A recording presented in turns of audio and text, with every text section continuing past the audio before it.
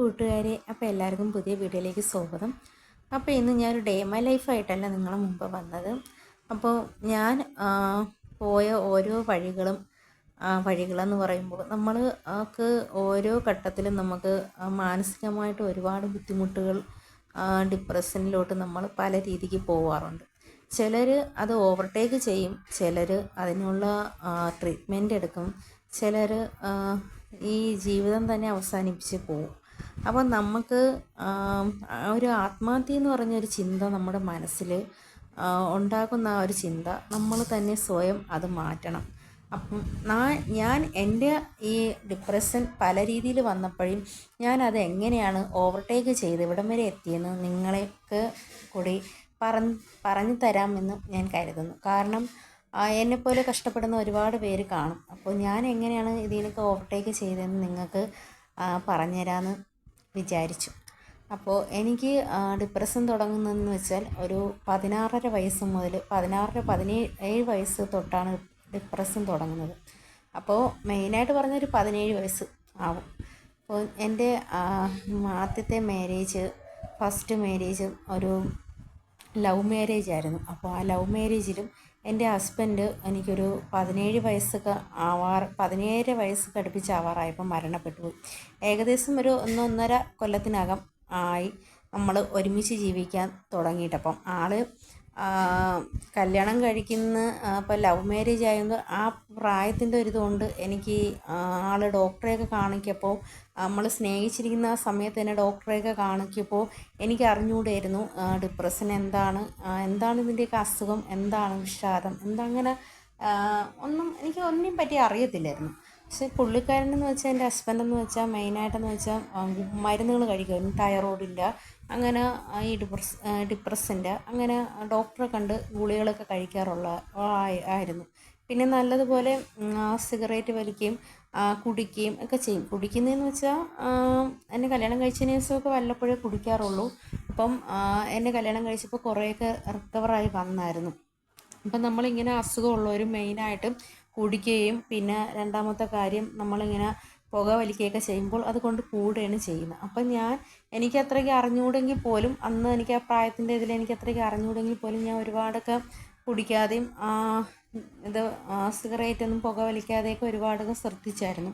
പിന്നെ പുള്ളിക്കാരൻ ഞാൻ ഒരു 8-9 മാസമായപ്പോൾ ഞാൻ അപ്പുവിന് ഗർഭിണിയായ സമയത്ത് ഒരു 3 മാസമൊക്കെ ആയ സമയത്ത് പുള്ളിക്കാരൻ ഗർഭിണിയായിരുന്നു. 3 മാസം ആയ സമയത്ത് ഗൾഫിൽ പോയി ആളിന് ഒരു 8-9 മാസമൊക്കെ ആയപ്പോൾ തിരിച്ച് കയറി വന്നു. അപ്പോൾ ആ സമയത്ത് ഈ മരുന്ന് വാങ്ങിച്ചുകൊണ്ട് പോയെങ്കിലും എൻ്റെ ഹസ്ബൻഡ് മരുന്ന് കഴിക്കാതിരുന്ന് ഹസ്ബൻഡിന് അവിടെ വെച്ച് വയ്യാതെ വന്നെന്ന് വെച്ചാൽ അവിടെ വെച്ച് മാനസികമായിട്ട് ഒരുപാട് ബുദ്ധിമുട്ടുകൾ അനുഭവിച്ചു.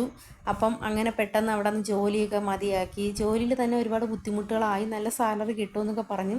അവിടെ ട്രെയിലറിൻ്റെ വണ്ടിയായിരുന്നു. അപ്പോൾ ട്രെയിലറിൻ്റെ വണ്ടി എന്ന് പറയുമ്പോൾ ലൈസൻസ് വരെ എടുത്ത് നല്ല സാലറി കിട്ടുന്ന ഒരു ജോലിയായിരുന്നു. ആൾ ഡ്രൈവറായിരുന്നു. അങ്ങനെ കയറി വരികയും പിന്നെ കയറി വന്ന് ഒരു കുറച്ച് ദിവസമൊക്കെ കഴിഞ്ഞപ്പോൾ വലിയ കുഴപ്പമില്ലായിരുന്നു.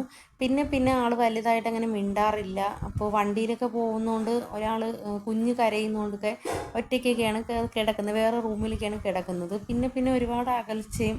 അപ്പോൾ എനിക്ക് എന്താണ് ഈ അകൽച്ചയെന്നും ഒന്നും എനിക്ക് അറിയത്തില്ല. പിന്നെ അതിനുശേഷം ഒരു പുരയിടത്തിൻ്റെയൊക്കെ ഒരു വിൽപ്പനയുടെ അവരെ വസ്തു വിൽക്കുന്നതിൻ്റെ ഒരു കാര്യത്തിനൊക്കെ വേണ്ടി പോയി. പിന്നെ പെട്ടെന്ന് അവരെ വീട്ടിൽ പോയി പിന്നെ സൂയിസൈഡ് ചെയ്ത് മരണപ്പെട്ടെന്നാണ് പിന്നെ അറിയുന്നത്. അപ്പം കല്യാണം കഴിഞ്ഞപ്പോൾ തൊട്ടേ നമ്മളെ വീട്ടിലായിരുന്നു. അപ്പോൾ ഹസ്ബൻഡിൻ്റെ മരണം എന്നെ വല്ലാതെ മാനസികമായിട്ട് ഒരുപാട് തളർത്തിയായിരുന്നു.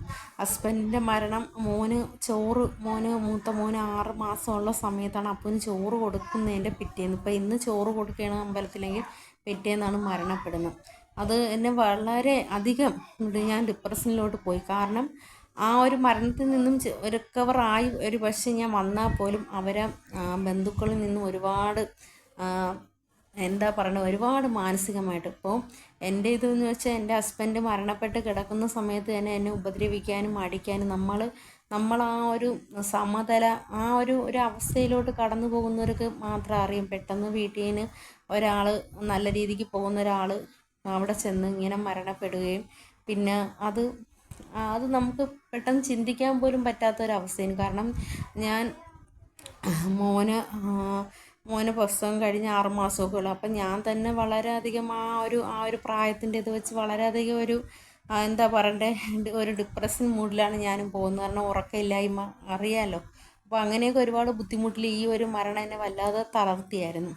അതിനുശേഷം ആൾക്കാരെ കുത്തുവാക്കും എൻ്റെ ബന്ധുക്കളോ പിന്നെ എൻ്റെ അടുത്തുള്ളവർക്കൊക്കെ അറിയാം പുള്ളിക്കാരൻ നമ്മളെ വീട്ടിൽ നിന്ന് ഇറങ്ങിപ്പോയത് എങ്ങനെയാണ് എന്നൊക്കെ. നല്ല സ്നേഹത്തിൽ നമ്മളെ വീട്ടിൽ നിന്ന് ഇറങ്ങിപ്പോയി അരമണിക്കൂറിനകത്തിട്ട് വരാമെന്ന് പറഞ്ഞ് പോയൊരു വ്യക്തിയാണ്. അപ്പം പെട്ടെന്ന് ഒരു വ്യക്തി മരണപ്പെട്ടെന്ന് കേൾക്കുമ്പോൾ, കാരണം നമ്മളെ കൂടെ തന്നെ തലേന്ന് നമ്മളെ കൂടെ ഈ നിന്നൊരു വ്യക്തി, തലേന്ന് രാത്രി നമ്മളെ കൂടെ കിടന്നൊരു വ്യക്തി പെട്ടെന്ന് മരണപ്പെട്ടെന്ന് പറയുമ്പോൾ അത് നമുക്ക് വല്ലാത്തൊരു അവസ്ഥയിലോട്ട് പോകും.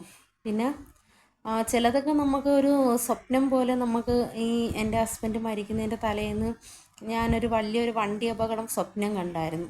പക്ഷേ അത് എനിക്ക് നമ്മൾ കാണുന്ന ഓരോ സ്വപ്നത്തിലും ഓരോ അർത്ഥങ്ങളുണ്ട്.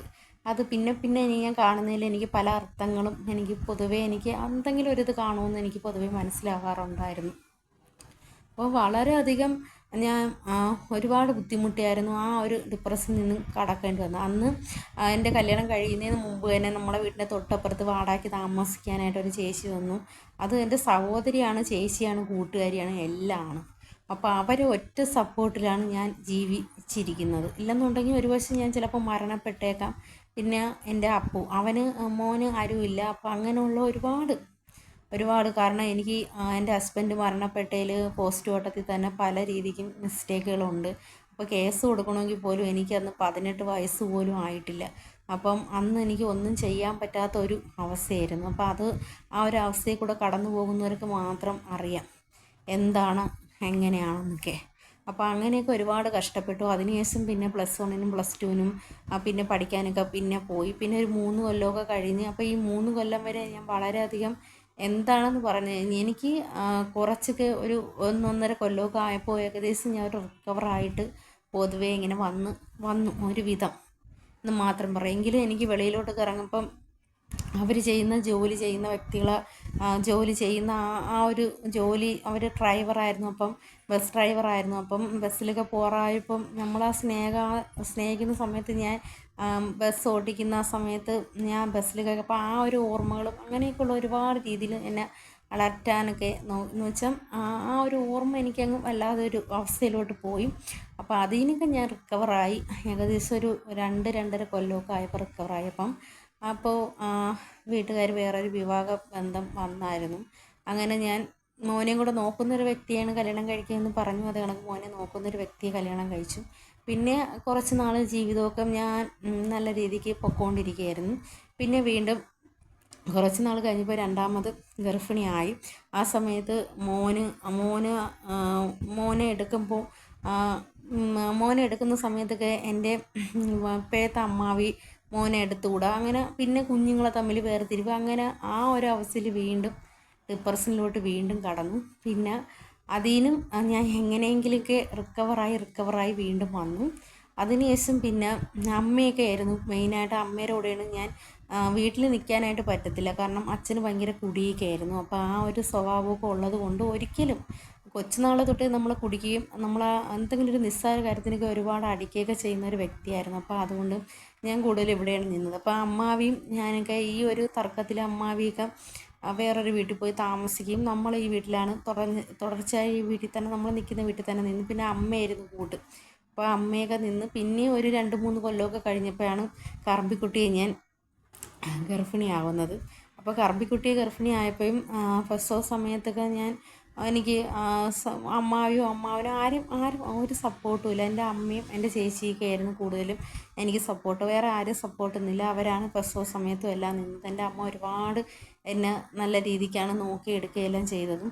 മോനൊരു 9 മാസമൊക്കെ ആയപ്പോൾ അമ്മ പെട്ടെന്ന്, അതിനു മുമ്പേ അമ്മയ്ക്ക് വയ്യായിരുന്നു, പെട്ടെന്ന് അമ്മ മരണപ്പെടുകയാണ് ചെയ്തത്. അപ്പോൾ അമ്മ മരിച്ചപ്പം എനിക്ക് ഈ ലോകത്ത് എല്ലാം നഷ്ടമായെന്നുള്ളൊരു ചിന്തയാണ്. കാരണം എൻ്റെ എല്ലാ സപ്പോർട്ടിനും എന്ത് തെറ്റ് ചെയ്താലും അല്ലെങ്കിൽ എന്തൊരിത് കാണിച്ചാലും നമുക്ക് അമ്മ തന്നെയാണ്. അപ്പോൾ അമ്മയുടെ മരണം എന്നെ വല്ലാതെ തളർത്തി. പിന്നെ എൻ്റെ അമ്മയുടെ ചേച്ചിയുണ്ട് സുനുമ്മച്ചി എന്ന് പറഞ്ഞ്, ഞാൻ സുനുമ്മച്ചി എന്നാണ് വിളിക്കുന്നത്. സുനുമ്മച്ചിയും ഒരു 1.5 കൊല്ലം കഴിയുമ്പം മരിച്ചു. അപ്പം സുനുമ്മച്ചി അമ്മയും രണ്ടമ്മമാരെ കണക്ക് തന്നെയാണ്, രണ്ടമ്മമാരാണ്. അപ്പോൾ ആ രണ്ടമ്മമാരെയും നഷ്ടപ്പെട്ടപ്പോൾ എനിക്ക് താങ്ങാൻ പറ്റുന്നതിലും അപ്പുറമായിരുന്നു. അപ്പം എനിക്ക് അന്ന് ആ സമയത്തെന്ന് വെച്ചാൽ അമ്മേനെ ഞാൻ കൂടുതലും നോക്കി. വല്യമ്മയുടെ സമയമായപ്പോഴേക്കും എനിക്ക് അമ്മ മരിച്ചതിൻ്റെ ആ ഒരു ഡിപ്രഷൻ്റെ ആ ഒരു ഇതൊക്കെ ആയിരുന്നു. പിന്നെ മോന് ഒരു പരിവം ആയിട്ടില്ല. അപ്പോൾ അതുകൊണ്ട് എനിക്ക് വല്യമ്മയെ നല്ലോണം നോക്കാൻ പോലും പറ്റാത്തൊരു സാഹചര്യമായിരുന്നു. എൻ്റെ ചേട്ടൻ്റെ ഭാര്യയുടെ കൂടെയാണ് നിന്നത്.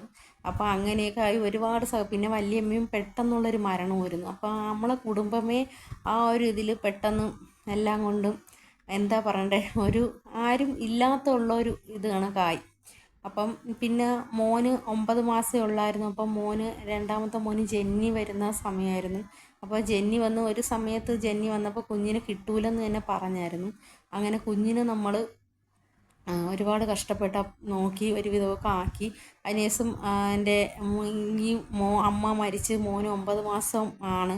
അപ്പം എങ്ങനെയൊക്കെയോ രണ്ടുപേരെ അപ്പൂനെയും കുട്ടൂനെയൊക്കെ മാറ്റി നിർത്തി രണ്ടുപേരായിട്ട് നോക്കി അവരൊരു ഇതാവുന്നവരെ. അപ്പോൾ ഞാൻ ഒരു വീട്ടിൽ ഞാനും ഈ കുഞ്ഞും മാത്രമേ ഉള്ളൂ. അപ്പം പലപ്പോഴും രാത്രിയിൽ ഞാൻ കിടക്കപ്പം ഞാൻ ചിന്തിക്കാറുണ്ട്, എന്തെന്ന് വെച്ചാൽ നമ്മൾ ചിലപ്പം ഒരു പക്ഷേ നമ്മൾ കിടന്ന കിടപ്പിൽ മരിച്ചു പോവുകയാണെന്നുണ്ടെങ്കിൽ ഈ കുഞ്ഞ്, അതും പൊടി കുഞ്ഞാണ്, ഒരു വയസ്സ് അടുപ്പിച്ച് വരപ്പം ആ കുഞ്ഞിന് ഒന്ന് ഇറങ്ങി എന്ന് വെച്ചാൽ കതവ് തുറക്കുന്ന ആ ഒരു പരിവമൊക്കെ ആവുകയാണെങ്കിൽ നമുക്ക് പിന്നെ ഒരു ധൈര്യമുണ്ട്. അപ്പോൾ ഞാൻ പലപ്പോഴും ദൈവമേ എന്നെ വിളിക്കല്ലേ, എൻ്റെ മോൻ അവൻ ഒറ്റയ്ക്കേ ഉള്ളൂ, എനിക്ക് എന്തെങ്കിലും സംഭവിച്ചാൽ അവൻ ആരും ഇല്ല. അപ്പോൾ അങ്ങനെയൊക്കെ ഉള്ള ഒരു അവസ്ഥയിൽ കൂടെയൊക്കെ ഞാൻ ഒരുപാട് കടന്നു പോയിട്ടുണ്ട്. അപ്പോൾ ഈ ഡിപ്രഷൻ വരപ്പം നമ്മൾ മെയിനായിട്ട് നമ്മൾ ചെയ്യുകയാണെന്ന് വെച്ചാൽ നമ്മളത് ഓവർടേക്ക് ചെയ്യാൻ നമ്മൾ സ്വയം വിചാരിച്ചാലേ പറ്റുള്ളൂ. അല്ലാതെ നമുക്കൊരു വേറൊരു വ്യക്തി നമ്മളെ സപ്പോർട്ട് ചെയ്ത് നമ്മൾ ഓവർടേക്ക് ചെയ്യുമെന്ന് എല്ലാ വ്യക്തികളും ചിലപ്പോൾ സപ്പോർട്ട് ചെയ്യണമെന്നില്ല. പക്ഷെ എൻ്റെ ആദ്യത്തെ ആ ഒരു ജീവിതത്തിൽ എനിക്ക് അങ്ങനെ ഒന്ന് വന്നപ്പോൾ എന്നെ സപ്പോർട്ട് ചെയ്യാൻ അത്രയും ഒരു സഹോദരിയെ കണക്കും കൂട്ടുകാരിയെ കണക്കും ആ ചേച്ചി ഉള്ളതിൻ്റെ പേരിൽ ഞാൻ അതാണ് പറയണത്. ദൈവത്തിനെ കണ്ടിട്ടുണ്ടോ എന്ന് ചോദിച്ചാൽ ഇതേ കണക്ക് ഇങ്ങനെ പല വ്യക്തികളിലും ദൈവം വരും. അപ്പം ഞാൻ ആ ഒരു ഇതിലാണ് കണ്ടിട്ടുള്ളത്. അപ്പം നമ്മൾ വിചാരിക്കണം, നമ്മൾ ഡിപ്രഷൻ എങ്ങനെ വേണം നമ്മൾ മറികടക്കാനായിട്ട് നമ്മൾ ചിന്തിക്കണം. ആ ഒരു ഇതിൽ മാത്രമേ നമുക്ക് മറികടക്കാനായിട്ട് പറ്റുകയുള്ളൂ. എൻ്റെ അനുഭവം വെച്ചാണെന്നുണ്ടെങ്കിൽ ഞാൻ ഇത്രയും ഇതിൽ വന്നൊരു വ്യക്തിയാണ്.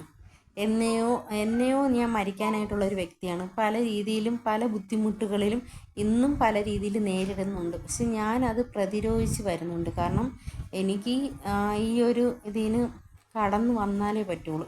അപ്പോൾ ഞാൻ പലപ്പോഴും ഇങ്ങനെ ഒരു പെട്ടെന്ന് എനിക്ക് താങ്ങാൻ പറ്റാത്തൊരവസ്ഥ വന്നപ്പോൾ ഞാൻ ഡോക്ടറെ പോയി കണ്ടപ്പോൾ ഡോക്ടർ പറഞ്ഞ ഇയാൾക്ക് വേറെ ഒരു ഇതുമില്ല, ഇയാൾക്ക് ഇത് ഓവർടേക്ക് ഇയാൾ സ്വയം വിചാരിച്ചാൽ ചെയ്യാവുന്ന ഒരു ഇതേ ഉള്ളൂ. നമുക്ക് സ്വയം നമ്മൾ വിചാരിച്ചാൽ നമുക്ക് ഈ ഒരു ഡിപ്രഷനിൽ നിന്നും കടന്ന് നമുക്ക് ചിന്തിക്കാൻ പറ്റും. അപ്പോൾ അതിൽ നിന്നും ഞാൻ കണ്ടെത്തിയ കാര്യങ്ങളെന്ന് വെച്ചാൽ, എനിക്ക് ഡിപ്രഷൻ്റെ ആ സമയത്ത് എന്തെങ്കിലും ദുഃഖത്തിലാണെന്നുണ്ടെങ്കിൽ ഞാൻ ഒന്നീ പാട്ട് കേൾക്കും, അല്ലെന്നുണ്ടെങ്കിൽ ആ കാര്യം ഏത് കാര്യമായാലും അത് ചിന്തിക്കാതിരിക്കും. ഇപ്പോൾ പലർക്കും പല രീതിയിലായിരിക്കും ഡിപ്രഷൻ. ചിലവർക്ക് ചിലപ്പോൾ ഒരാളെ സ്നേഹിച്ച് അയാൾ പോയാണെങ്കിൽ നമ്മൾ ആ വ്യക്തി നമുക്ക് വിളിക്കാതിരിക്കാൻ പറ്റുന്നില്ല, അല്ലെങ്കിൽ നമുക്ക് ആ വ്യക്തിയെ മറക്കണം, അല്ലെങ്കിൽ ആ വ്യക്തിയെ നമുക്ക് കാണാതിരിക്കണം എന്നൊക്കെ നമ്മൾ ചിന്തിക്കും. അപ്പം നമ്മൾ ചെയ്യാമെന്ന് വെച്ചാൽ നമ്മൾ ഒരിക്കലും ആ വ്യക്തിയെ വിളിക്കാനോ കാണുന്ന സാഹചര്യം നമ്മളായിട്ട് ഒരുക്കാൻ പാടില്ല. നമ്മളൊരു 5 ദിവസം നമ്മൾ വിളിക്കാതെയും കാണാതെയും ചിന്തിക്കാതിരുന്നാൽ നമുക്ക് മറികടക്കാവുന്നതേ ഉള്ളൂ. പിന്നെ രണ്ടാമത് ഒരാൾ മരണപ്പെട്ടു പോയാൽ ചിലപ്പം അയാൾ നല്ല രീതിയിലായിരിക്കും മരണപ്പെട്ടിട്ട് പോയത്, അല്ലെങ്കിൽ എന്തെങ്കിലും ഒരു അപകടം. അപ്പോൾ ചിന്തിക്കുകയെന്ന് വെച്ചാൽ ആ വ്യക്തിയുടെ സമയമായി, ആ വ്യക്തി പോയി എങ്കിൽ ഒരുപാട് കിടന്ന് നരയിക്കാതെ ആരെയും ഒരു ബുദ്ധിമുട്ടോ ആവാതെ ആ വ്യക്തി ദൈവം വിളിച്ചു. അത് നമ്മളും ഈ ഭൂമിയിൽ നിന്ന് പോകാനുള്ളായിരുന്നു. നമ്മൾ എന്തുമാത്രം ബുദ്ധിമുട്ടിയായിരിക്കും ഈ ഭൂമിയിൽ ജീവിക്കണം. പലപ്പോഴും നമ്മൾ മരണത്തെക്കുറിച്ച് ചിന്തിക്കാറുണ്ട്. അപ്പം ആ വ്യക്തിക്ക് നേരത്തെ ഒരു മരണം ദൈവം കൊടുത്തു, ആ വ്യക്തി പോയി. ആ വ്യക്തിക്ക് ചിലപ്പോൾ ഒരുപാട് ബുദ്ധിമുട്ടുകളിൽ കൂടെ കടന്നു പോകുന്നൊരു വ്യക്തിയായിരിക്കും. അപ്പോൾ അവർക്ക് ആ ഒരു മരണത്തിൽ ആ ആത്മാവിനെങ്കിലും ഒരു ശാന്തി കിട്ടട്ടെ. നമ്മൾ അവരെക്കുറിച്ച് ചിന്തിക്കുകയും വിഷമിക്കുകയും ചെയ്യുമ്പോൾ ആ ആത്മാവിന് നമുക്ക് ആ ഒരു എന്താ പറയേണ്ട ആ ഒരു ഇത് ആ ആത്മാവിന് ചിലപ്പോൾ താങ്ങാനായിട്ട് പറ്റില്ല. പിന്നെ നമുക്കുള്ളതെന്ന് വെച്ചാൽ ഈ പ്രസവ സമയത്ത് വരും ഡിപ്രഷൻ. അത് കുഞ്ഞുങ്ങൾ മോനായാലും മോളായാലും ഒരു 6 മാസമൊക്കെ ആകുമ്പോൾ മാറാവുന്ന ഒരു കാര്യമേ ഉള്ളൂ. 6 മാസം ആകുമ്പോൾ കുഞ്ഞ് നമ്മളെ കൂടെ കിടന്ന് ഉറങ്ങുന്ന ആ ഒരു പരിവാകുമ്പോൾ നമുക്ക് കുറേശ്ശെ നമ്മൾ ഇതുമായിട്ട് പൊരുത്തപ്പെട്ട് റിക്കവർ ചെയ്ത് വരും. പിന്നെ എനിക്ക് പറയാനുള്ളതെന്ന് വെച്ചാൽ നമ്മൾ ഇങ്ങനെയുള്ള ഡിപ്രഷനിൽ കടന്നു പോകുമ്പോൾ കൂടുതലും ചെയ്യാനായിട്ടുള്ളത് നമുക്ക് ഇഷ്ടമുള്ള കാര്യങ്ങൾ ചെയ്യാൻ നോക്കുക. ഒന്നീ പാട്ട് കേൾക്കുക, അല്ലെങ്കിൽ നമുക്കിപ്പോൾ ഡാൻസ് ചെയ്യാനാണ് തോന്നുന്നതെങ്കിൽ നമുക്ക് സ്വയം നമുക്ക് എന്താണ് ഇഷ്ടം അത് നമ്മൾ ചെയ്യുക.